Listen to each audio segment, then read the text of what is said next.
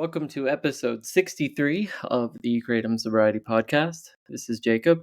I'm here tonight with Decima. I'm excited that this week we interviewed Matt. His story is pretty unique. He has some experience with Sublocade, which I've had a lot of people ask questions about, and I know that you're looking into that. I've been looking into that, thinking of transitioning to be done with the Matt stuff here soon. Cool. Cool.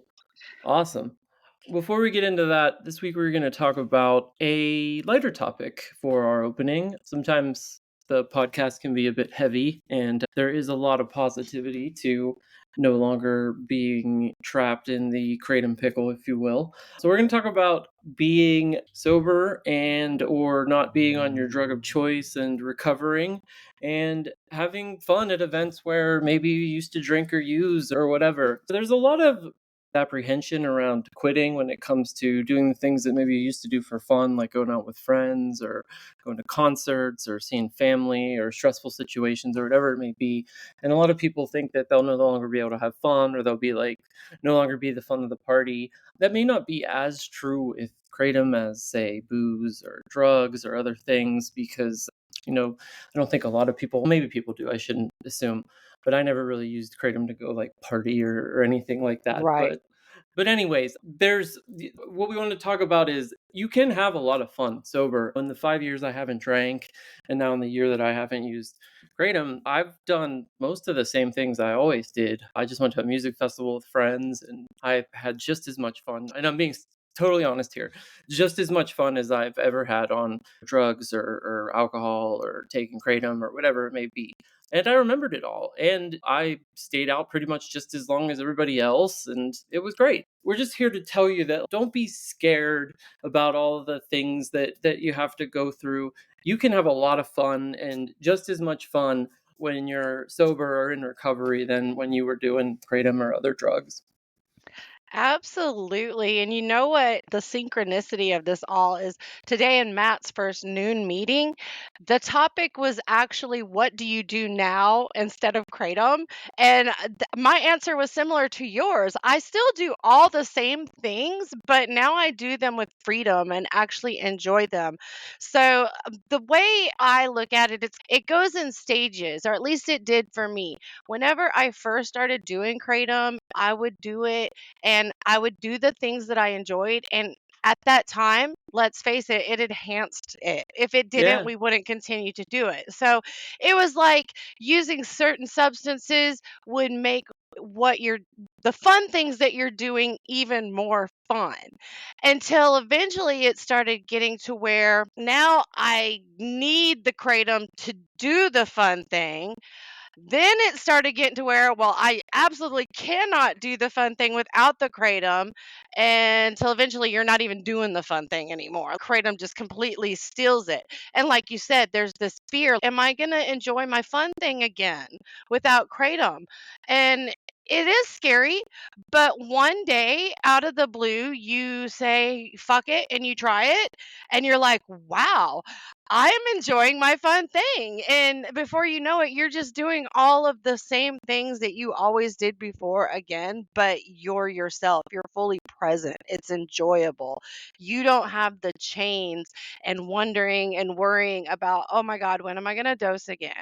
Am I even going to feel like doing this? Is it going to be as fun?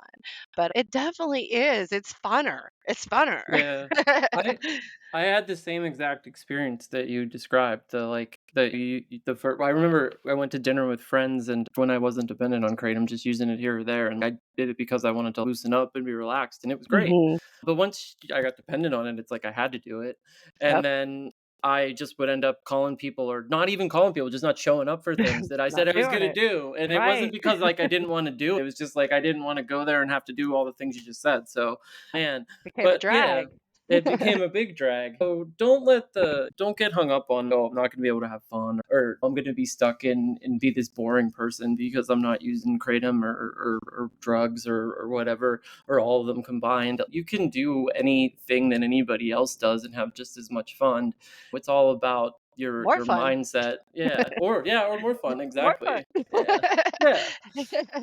You remember everything the next day and you don't have a hangover. That makes it nice. And a lot of times when I thought that I was having a lot of fun, I was really making a fool of myself. So Yeah, same. And there may be things that like you don't really love to do now that you're, no longer using Kratom or doing other things. Like I watched a lot of stupid TV and stuff that I just don't like when I was on yeah. Kratom because I wasn't doing anything else because I didn't want to leave the house because that's all I wanted to do all day.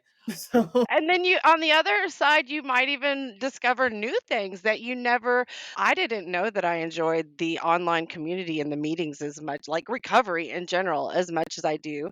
I'm also looking into starting yoga, which is totally new for me. It's a craze in the recovery community right now. So you guys do not be afraid. Don't let that stop you. It's not going to start right away for everybody. yeah. Don't expect results and magic overnight, but the spark does come back. And you may have a pink cloud period where you get through the acute withdrawals and you're feeling great, you're like loving life again, you think everything's great, and then you may have something may happen, maybe you get stressed out, and then you like get in a funk for a week, 2 weeks, 3 weeks. That's gonna happen too, but that's life. That's just I think a lot of that is just you adjusting to living a normal life and not having a way to escape from things and having to actually deal with some of your problems, which in the end is better because the longer you put things off, the worse things always get. And people can count on you again too. You're not like just not showing up anymore. I just wanted to remind you before we ended the conversation that we are under strict orders from Charlie to mention and celebrate, speaking of fun, that you and I have a year. Oh yeah, that's right. A We freaking both have a year. year off of Kratom minus tomorrow, which by the time this Oh my podcast god, airs will be congratulations. yesterday. Yes, yes. Congratulations. Thank Congratulations. That's you. huge. I'm That's huge. so Oh excited. yeah, that's a huge I'm accomplishment. so That's excited. And that's it's amazing. because of you guys out there, here, you, Yeah, Charlie, this the has been a huge podcast, the help. meetings, like all of it. So thank Yeah. you guys, everybody listening. You know who you are. And soon we'll have a little bit of a different episode segment where Dustin and I are going to ask her each other some questions now that That's we've gonna be got a fun. year. It's over. It's going to be fun. We'll just leave it there. Dude. All right. Yeah. With that, we'll get on to your interview with Matt. Awesome. All right.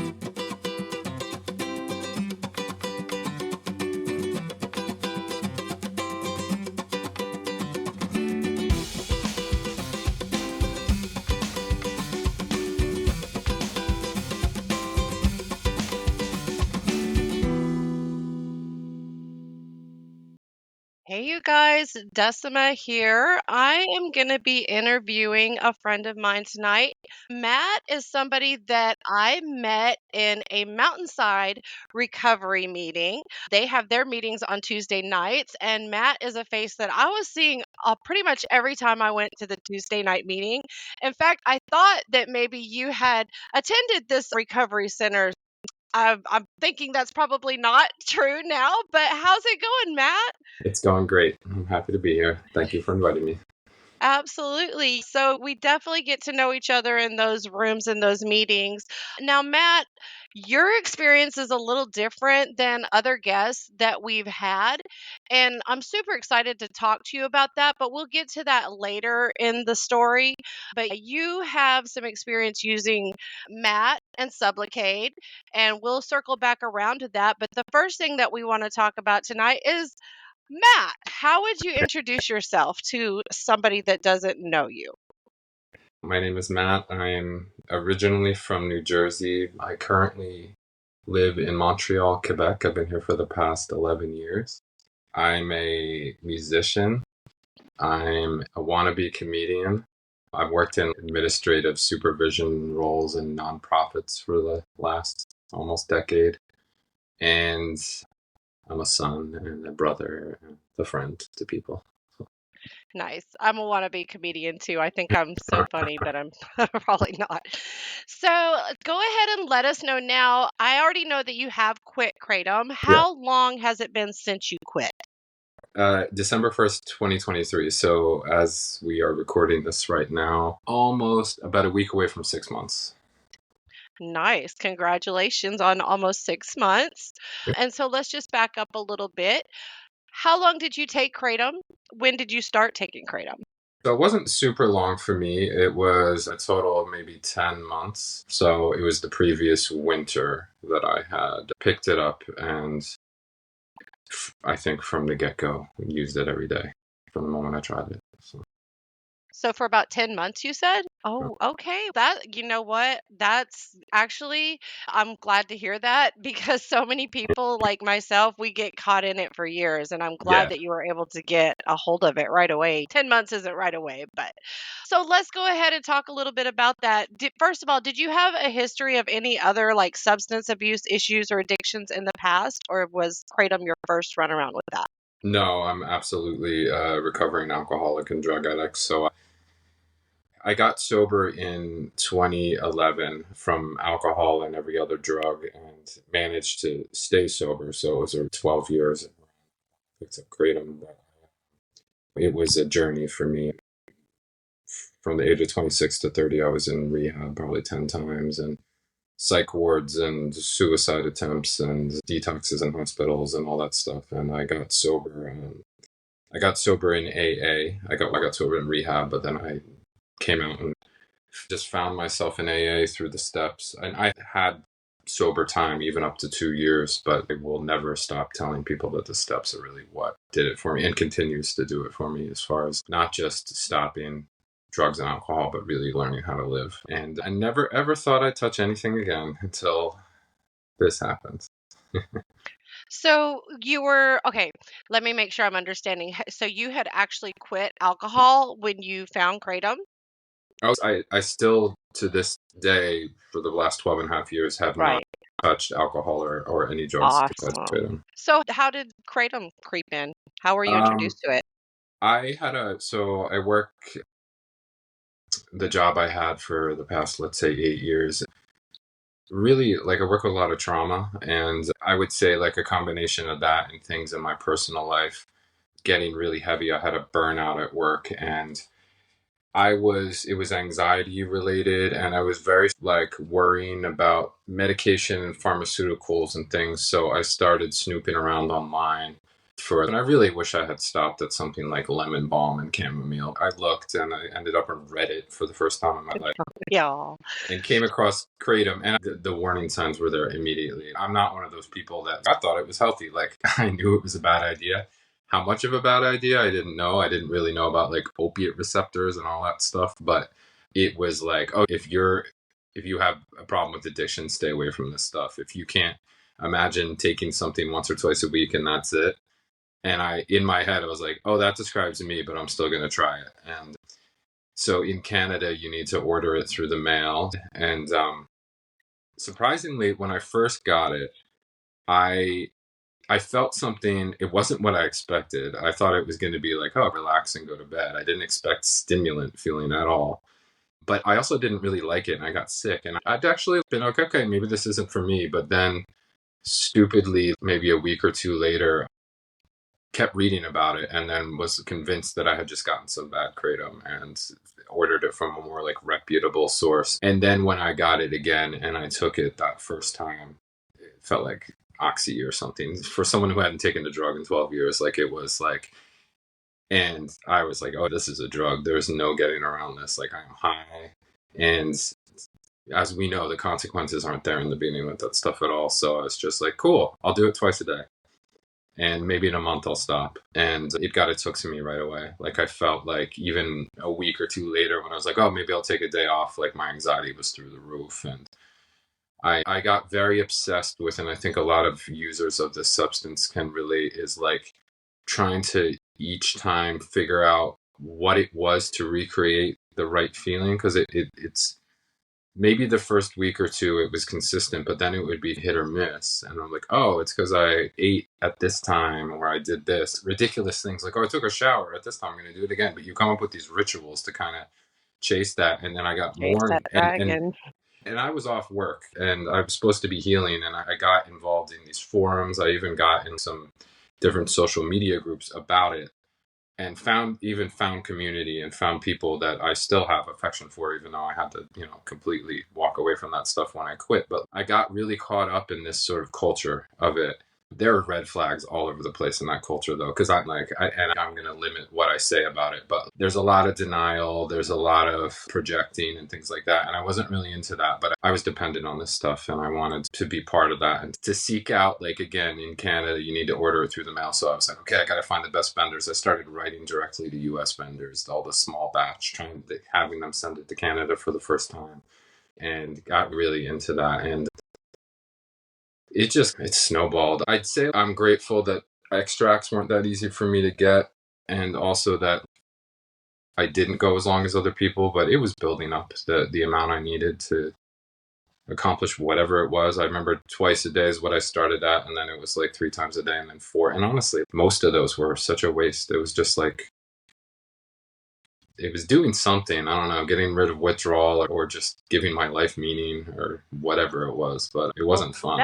That's what I was going to ask. You mentioned withdrawal, and you also said you weren't expecting it to be opioid. Like, Yeah. I know for me, opioids was the first rodeo I really had with physical withdrawal. Was that your experience with Kratom, or had you been through physical withdrawals before? I have absolutely been through physical withdrawals with alcohol. Okay. So I was the type of alcoholic, like when I think from the age of 25 to 26, I drank around the clock. Woke up in the middle of the night, Nicolas Cage and leaving Las Vegas, shaking. And so I went through the DTs, hallucinations and everything as a 26-year-old. So did you recognize that in the Kratom then? I think the common denominator for any withdrawal is anxiety. There's different physical symptoms. So I'd even say when the time came to really quit, my physical symptoms from Kratom weren't devastating, but the anxiety was something I had never faced before. And mind you, things in my life are falling apart while this is going on. And so like it's anxiety from the withdrawal, but then anxiety from other things compounded, and it was too much. And when I don't know if I should jump ahead and talk about when I quit, because it just, like, the story of me using is the same thing over and over again, like for months. Let's get into that. Let's talk first a little bit about how you started noticing that Kratom was a problem. Like, you did mention that you were getting physical symptoms and stuff, but I was hiding it from everyone. That's the biggest sign that it's a problem. And I think that is the thing that I related so much to people that are in recovery from this, is everyone did that, because people couldn't really tell. They might start to notice something about your mood and everything, but I had the mask of I'm on a burnout going on. And to me, I think that was the most damaging thing to me and people around me, was the fact that I was dishonest about it. And it's something that comes up in the steps for me in making amends. It is that, but I think that, is that like your final straw that made you like really just say, I mean, it was being confronted about it eventually. And it was, I just because this is a podcast, I don't want to go into too much detail about people that were involved in this, but essentially I have people that care about me in my life. And I'm the type of person, I'll build up this whole world of, okay, I got to maintain this and everything. But as soon as someone comes in and calls me out or points out something, it just all falls apart. And I'm like, I need help. And that's where I ended up at that point. And it was such a relief in a way to be like, oh God, finally I can just let go of this. Because there was always that voice in the back of my head, like, how long are you going to really be able to pull this off? Like, it's not sustainable. And then it was like, okay, I had to be honest about how addictive it was. And even at that point, I was like, no, now that I got help, I still bought into these. It's just like quitting coffee, because I hadn't allowed myself to go more than, I don't know, 20 hours maybe. And 20 hours is a lot, but I'm not actually, that's probably not even true. Maybe 12 hours or so. Because I would take it as soon as I woke up and everything. But I couldn't get through a day without it. Yeah. And so I knew something bad was coming, but I just thought, oh, maybe it's all in my head, because you get a lot of conflicting information. And I really think there are people that just don't experience withdrawals, and they think we're all nuts. Oh, yeah. And like, We're that all creates different. this kind of weird sort of duality in this process, and I'm good for them, but I'm definitely not one of them either. And I think that the first thing was, okay, I'm just going to do cold turkey. And I failed at that. I think I made it 30 something hours, which was a lot. And the anxiety was so bad. I just didn't know what to do. I was curled up in a ball. And then I remember taking my sleep medication, which somewhat reduced anxiety. It's not like a benzo or anything, but being a little more relaxed, but then having that like that RLS kick in. And I really thought Mm. like restless legs was just like when you had too much caffeine or something, you can't sleep. I had no idea what a torture that is. And for me, it was in my body, like my chest. And that just buildup of anxious energy that you have to release every couple seconds is whew. So I caved after a certain amount of time because I did ask my partner at the time, my ex now, to have some for emergencies. And basically what I did was then go to my doctor, who didn't know what the hell I was talking about. She's like, what is this stuff? And had to look it up. So she suggested a very clinical approach of tapering. And I was like, cool. Because in my head, it was like, good, I get to keep taking it. That's all I wanted to hear.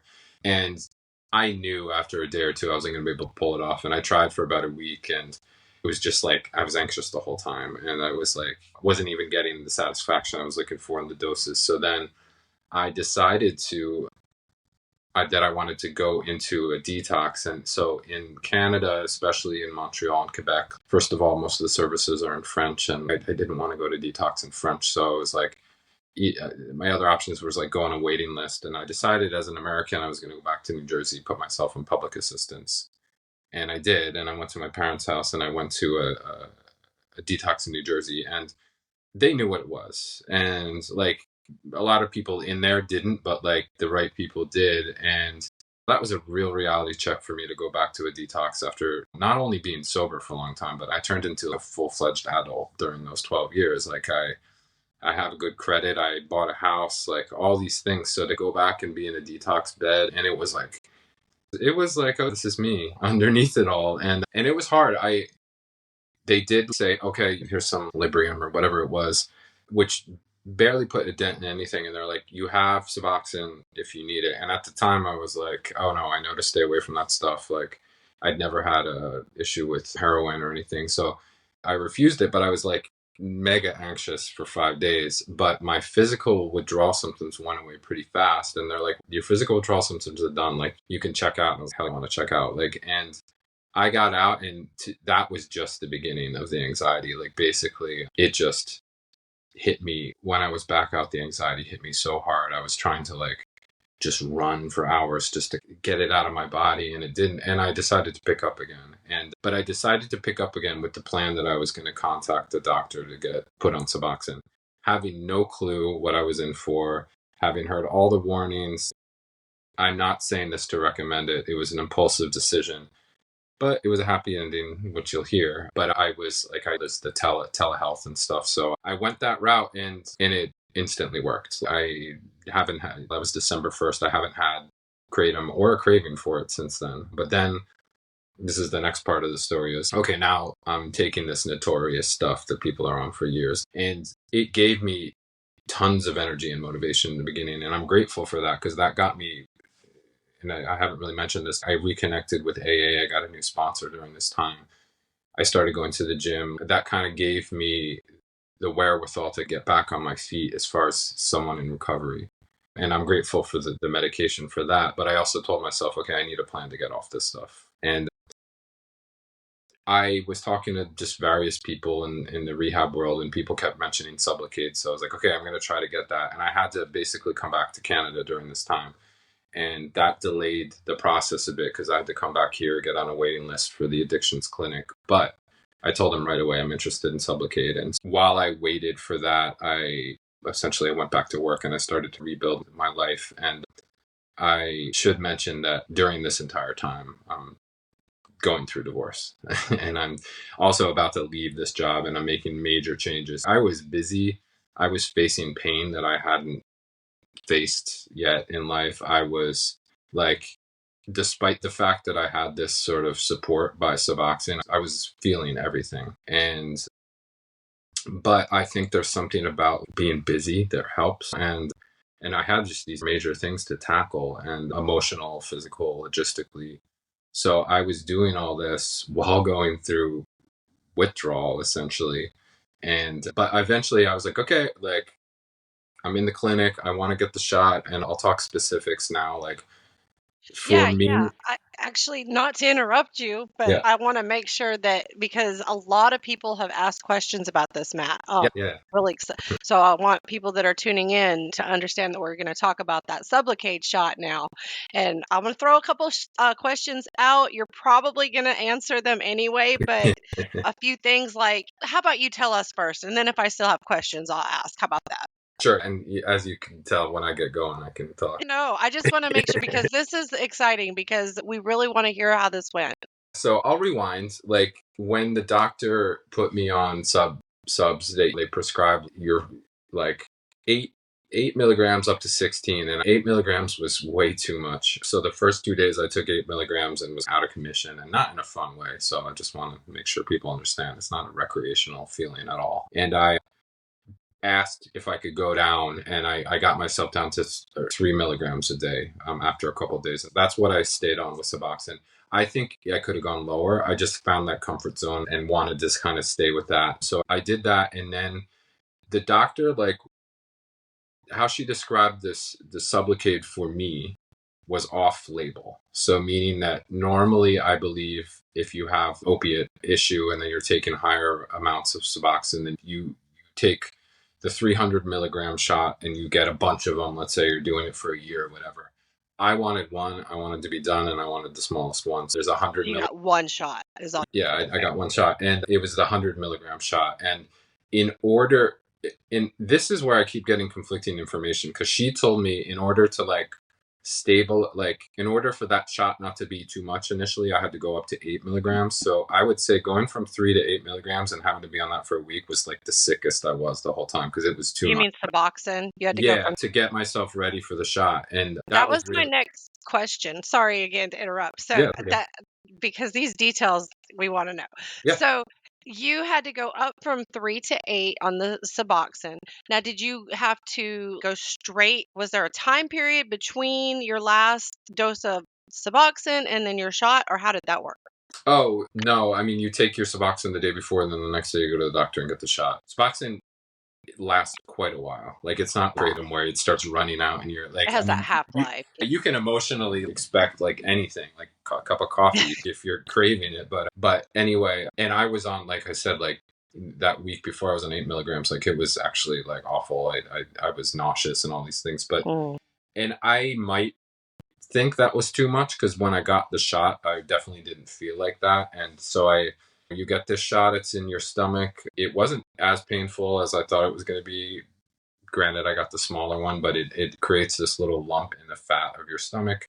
And then essentially what it does is it releases the same drug as Suboxone slowly, as it's like the most gradual way basically that exists right now that you could come off the stuff. And I noticed that, but I also had quite a dip in mood initially, and So I it's like a think, forced taper, basically. Your yeah, body. yeah, yeah. Wow, And that's granted, really keep cool. in mind, like I'm doing all this for anxiety. Like I'm not doing it for Yeah. withdrawal, and it's not the smartest thing to treat anxiety to use something this powerful. But again, there's So an you still had withdrawal.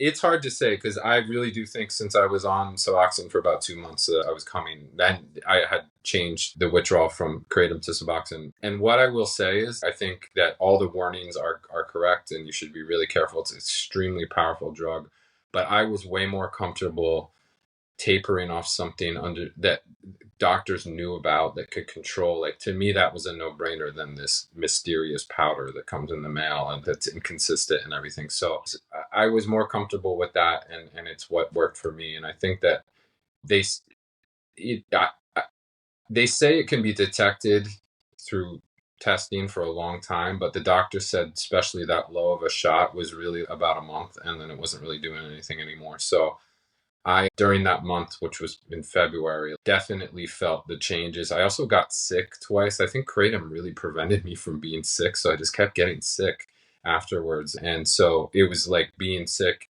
being in withdrawal, going through a divorce, having to pack and move and change jobs. There was a massive amount of pressure on me. So I paid the piper during that time, I should say. It wasn't a free ride. Yeah. But I think that in the end, I didn't want to take any more Kratom. I didn't want to mess with Suboxone anymore. And then it I had to turn all my energy into to recovery, to the real part of Right. recovery, which was meetings, which I had, by the way. You mentioned the one from outside.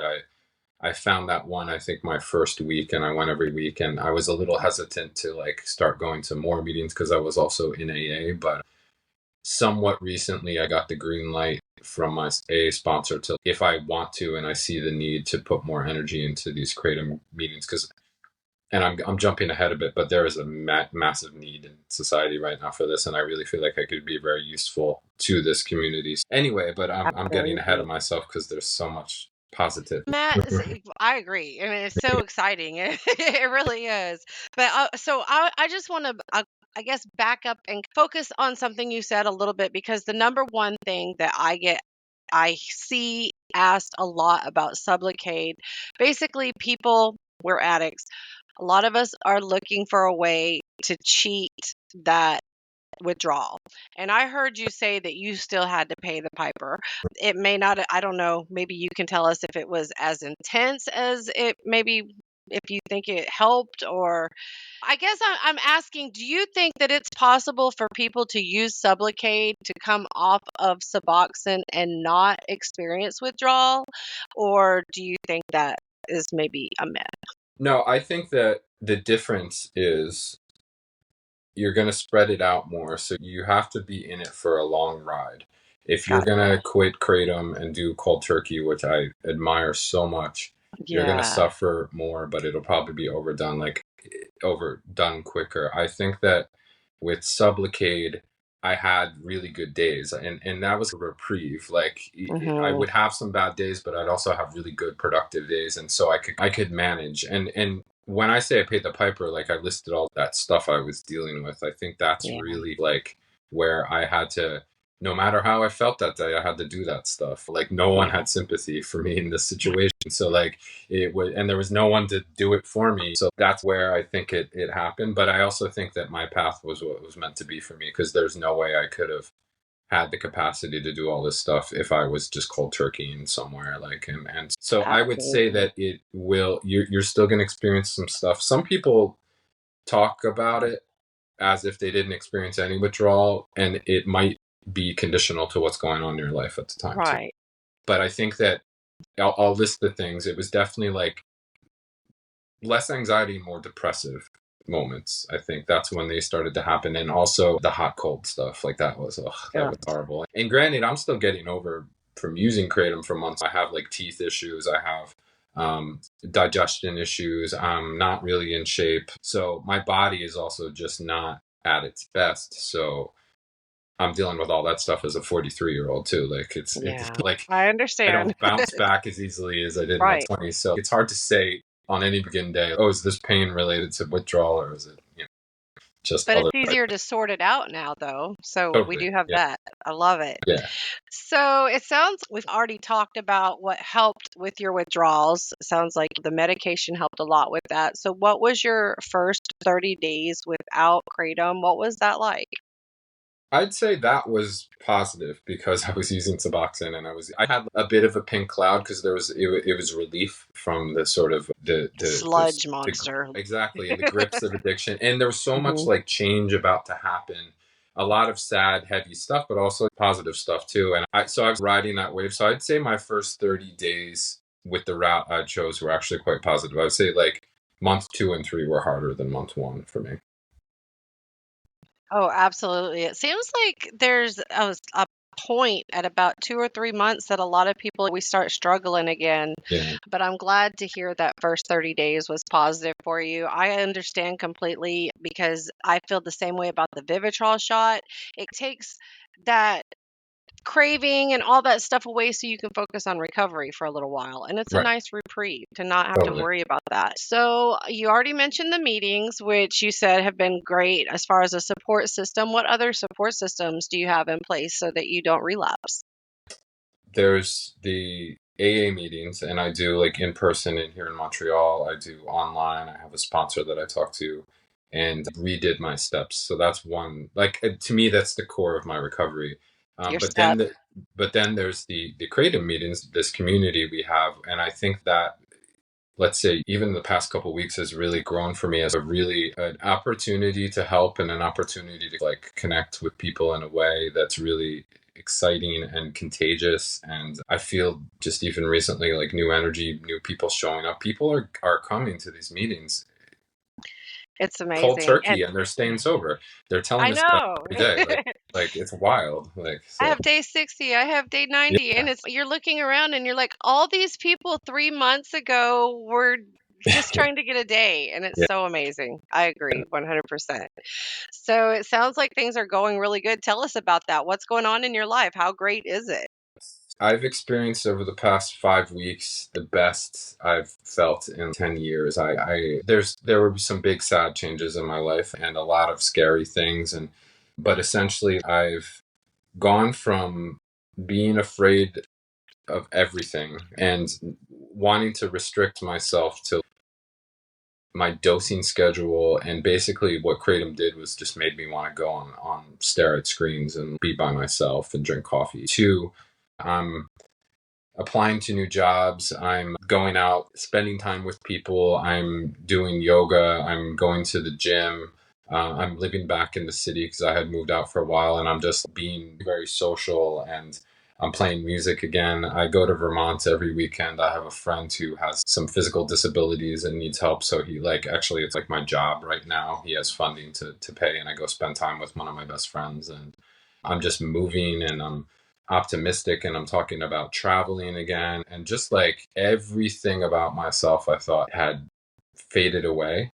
And I didn't mention too, I'm in therapy. I learned actually, I went to a professional. I learned that I have a couple things that land on the autism spectrum. And I say that not to consider myself as like disabled or anything, because I'm not, but it answered some things about myself I've been wondering my whole life. And it's opened up a lot of new doors. And just, I feel like an excited little kid, like in life. And it's nice to have this feeling as an adult when you have experiences and capacities to do things. And I joke, but I'm in early recovery with a good credit score. It's a weird feeling, but so I'm not limited by much. And I'm essentially every good thing that comes into my life, my reaction lately is like give back. And that's really when I started to feel good. I was like, okay, if I'm selfish about this blessing now, I'll lose it. But and that's what I told myself. I want to be part of these creative meetings. I want to chair a meeting. I want to see where the need is. I want to just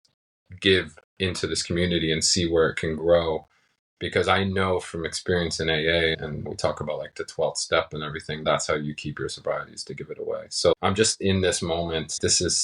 I've met a lot of new people recently, and they're like, are you really always like this? I'm like, I don't know, but like I am right now. I'm just like positive and like, and want to share that. I'm even like sleeping less just because I'm so full of energy and excited.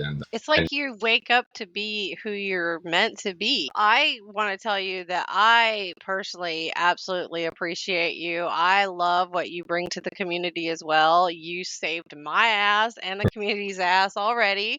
It's been awesome. I love seeing your energy, and the people just love your energy in the meetings when you host the meetings. So I'm excited to see what else you bring. And we'll get to that too at the end of this interview. We're going to okay. talk about that.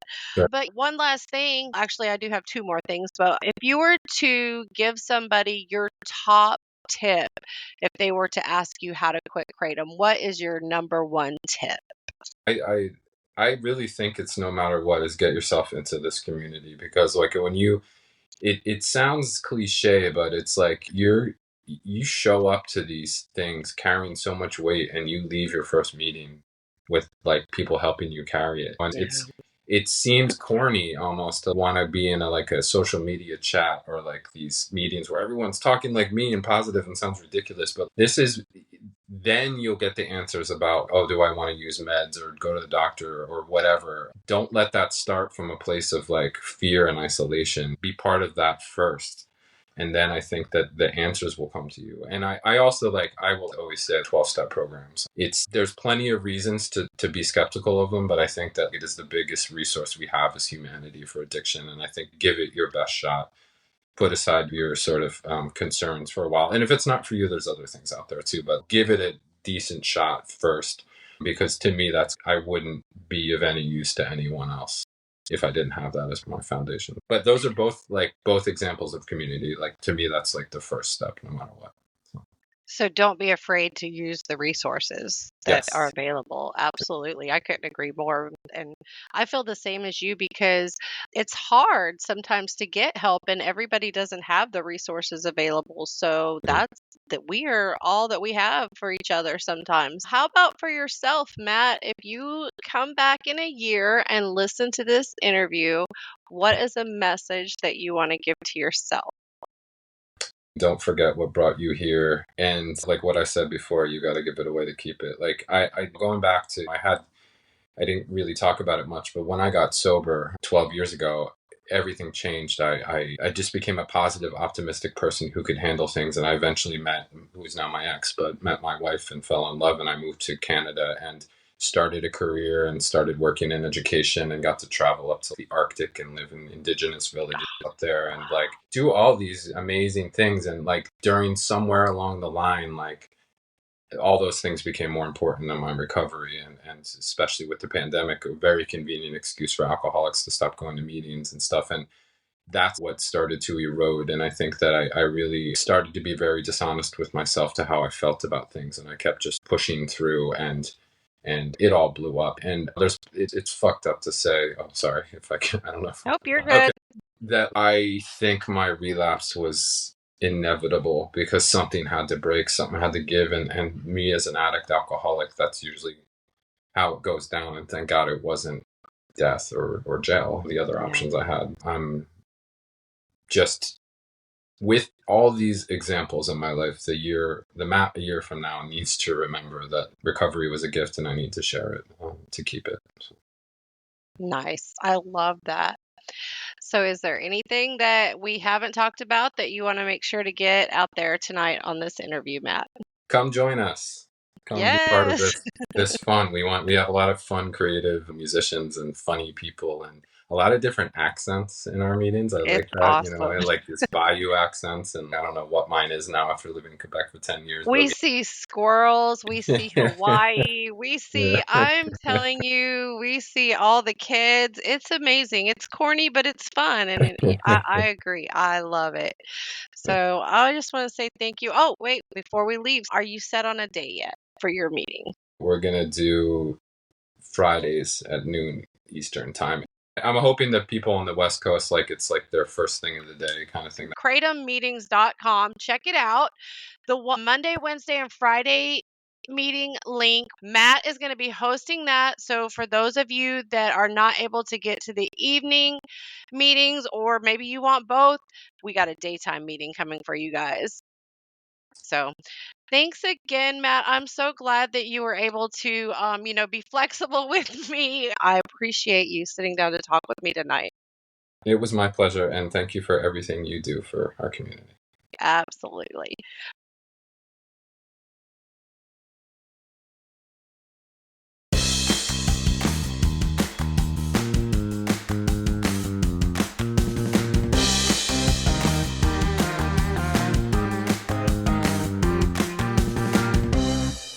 Kratom in the headlines. This is Charlie, and this week we have another clip from a local TV show warning about the dangers of Kratom. This one, a young lady talks about how Kratom has affected her family.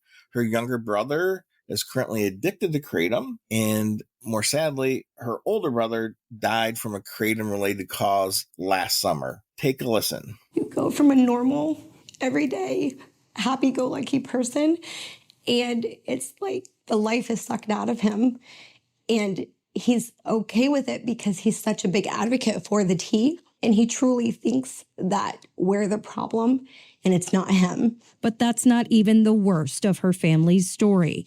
Sprinkle's older brother, Brandon, was found dead last summer. When the coroner had said that that's what he passed away from, my jaw dropped. The coroner in Pennsylvania confirmed to her and us that his death was due to mitragynine toxicity, a kratom overdose. He told me to walk away understanding the mitragynine toxicity was the reason of death. There's nothing else to link to except for that toxic chemical in his system. Though these outcomes are rare, the Global Kratom Coalition agrees it underscores a need for more regulation and education in the United States. So as a quitting podcast, imagine that was one of your family members worried about you, and maybe just hearing that sound of a loved one voicing concern, maybe it's just enough more information for you to make your decision to quit Kratom. We know that these reoccurring, very similar pieces that pop on local news is tedious and they're redundant. We know the local TV station doesn't have Kratom expertise, and it does a superficial look at the subject, but it's not all fake news. There's risk with Kratom. It needs to be more regulated. All these instances of addiction and even death, it's not fake news. It's not just crisis actors trying to give Kratom a bad name, but we can be adults, and the dangers of Kratom are being understated for a variety of reasons. And part of our informed choice to consume these products is to have more information like this. Until next week, keep it Kratom free.